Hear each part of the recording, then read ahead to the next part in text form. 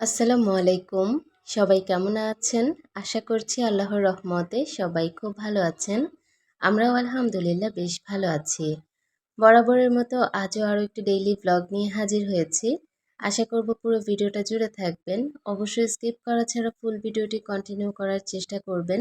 কোথাও কোনো অংশ আপনাদের কাছে একটু হলেও ভালো লাগবে। আপনারা আমার এই ভিডিওটা দেখে বুঝতে পারছেন আমাদের এলাকার অবস্থাটা কত খারাপ। জনজীবনে যে কি দুর্ভোগ নেমে এসেছে এটা আসলে বলে বোঝানোর মতো না। আজকে আমার বাবুদের স্কুলে একটা দরকারি কাজ ছিল, মানে ওদের কালকে থেকে পরীক্ষা।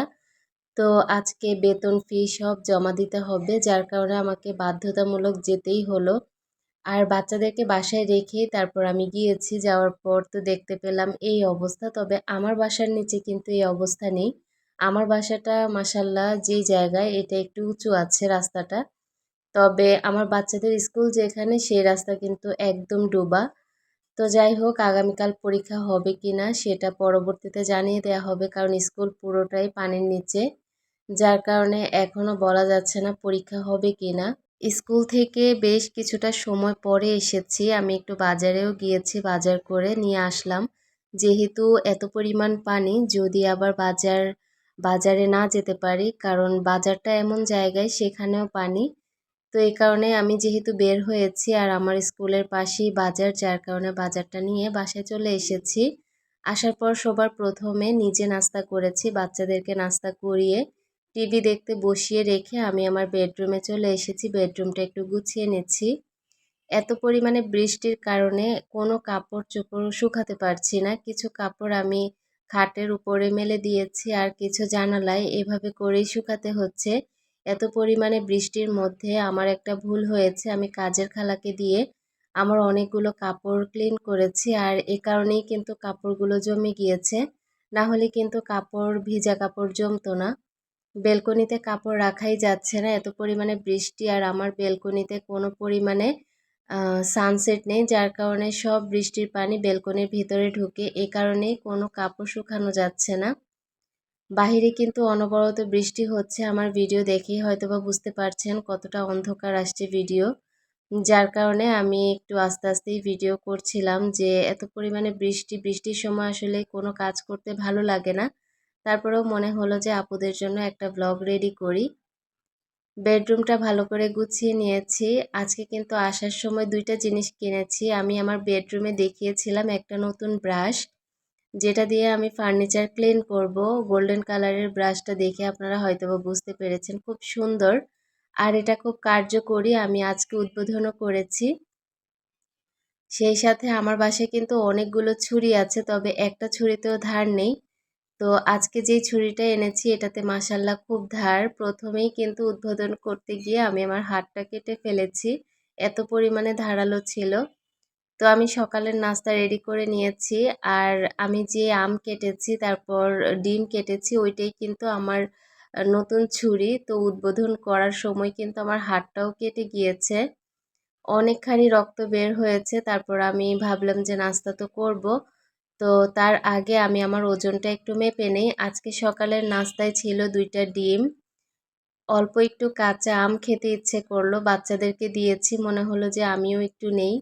আর 1 মগ চিয়া সিড নিয়েছি। এটাই হচ্ছে আমার সকালের নাস্তা। যদি আম না নিতাম তাহলে অন্য একটা ফল নিয়ে নিতাম, অথবা বাদাম নিয়ে নিতাম, 1 কাপ চা নিতাম বা গ্রিন টি নিতাম। এভাবে করেই খেয়ে নেই সকালের নাস্তা। আমার কিন্তু আলহামদুলিল্লাহ 1 কেজি ওজন কমে গিয়েছে, আর আপনারা হয়তোবা ভিডিও দেখেই বুঝতে পেরেছেন। আমি কিন্তু 65 থেকে শুরু করেছি, এখন কিন্তু 64-তে আছি। তো ইনশাআল্লাহ খুব শীঘ্রই আমি কিন্তু আমার ওজন কমিয়ে নিব। আর ওজন কমানো কিন্তু সেরকম একটা সময় লাগে না, তবে মেইনটেইন করতে হয় খুব বেশি। আর যেটা অনেক কষ্টের, আসলে মেইনটেইন করাটা যে কি কষ্ট এটা আসলে বলে বোঝানোর মতো না। যাই হোক, আমি হচ্ছে নাস্তা করে তারপর এই তো আমার ড্রয়িং রুমে চলে এসেছি। সবার আগে আমি কিন্তু আমার নাস্তা করার পর ডাইনিং টেবিলটা ভালো করে ক্লিন করে নিয়েছি অফ ক্যামেরাতে। তারপর এই তো দেখতে পাচ্ছেন আমি আমার ড্রয়িং রুমটা গুছিয়ে নিচ্ছি। বাহিরে এত পরিমাণ বৃষ্টি হলে মন চায় একটু ঘুমিয়ে থাকি অথবা ভাজা পোড়া খাই।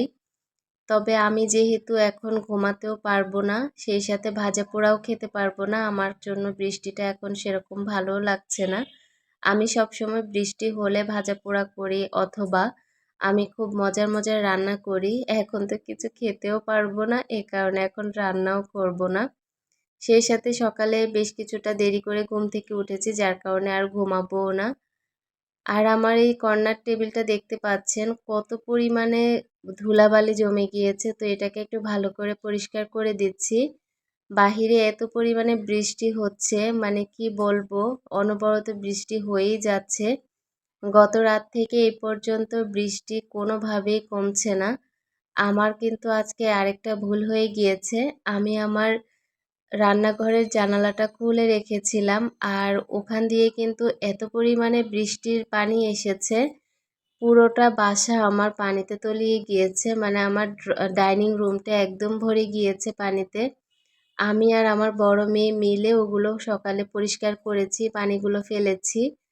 এখন এই ভয়ে আমি সব জানালাগুলো আটকিয়ে রাখছি, কারণ কখন কোন দিক থেকে বৃষ্টি চলে আসে আর ফার্নিচারগুলো নষ্ট হয়ে যাবে। এ কারণে আমি ড্রয়িং রুমের জানালাটা আটকে দিয়েছি, কারণ ওই সাইড থেকেই আজকের বৃষ্টির ছিটাগুলো পড়ছে।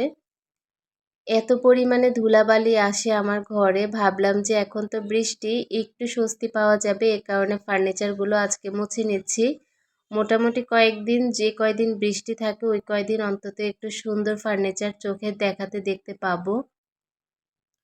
এত পরিমাণে ধুলাবালি পড়ে আমি কিন্তু দেখি, তবে সবসময় তো পরিষ্কার করা সম্ভব হয়ে ওঠে না। তখন ওই ধুলাবালি অবস্থায় ফার্নিচারগুলোকে দেখি, তবে আজকে মনে হলো যে না, ফার্নিচারগুলো যদি এখন একটু মুছে ফেলি তাহলে কয়েকদিনের টানা বৃষ্টিতে ফার্নিচারে আর ধুলাবালি পড়বে না।